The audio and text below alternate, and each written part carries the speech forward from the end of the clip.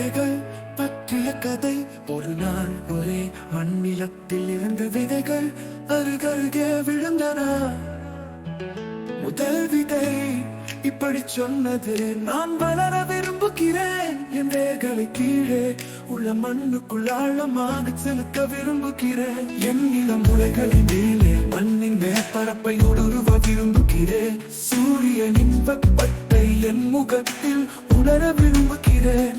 காலை பனியின் ஆசீர்வாதத்தை என் மலர்களில் உணர விரும்புகிறேன்.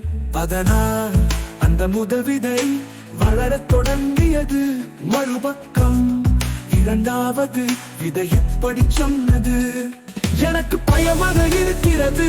கீழே உள்ள இருந்த மண்ணுக்குள் என் வேர்களை அனுப்ப என்னால் முடியவில்லை.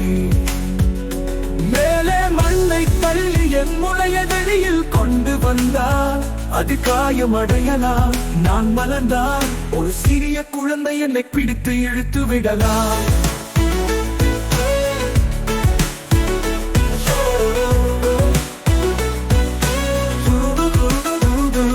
அதனால் இரண்டாவது விதை ஒரு முடிவுக்கு வந்தது.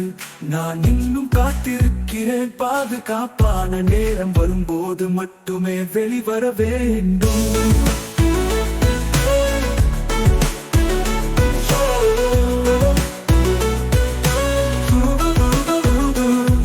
ஆனால் ஒரு நாள் நிலத்தில் உணவுக்காக தேடிக்கொண்டிருந்த ஒரு பறவை அந்த முளையாத விதையை காண்பித்து அதனை தின்னி விட்டது.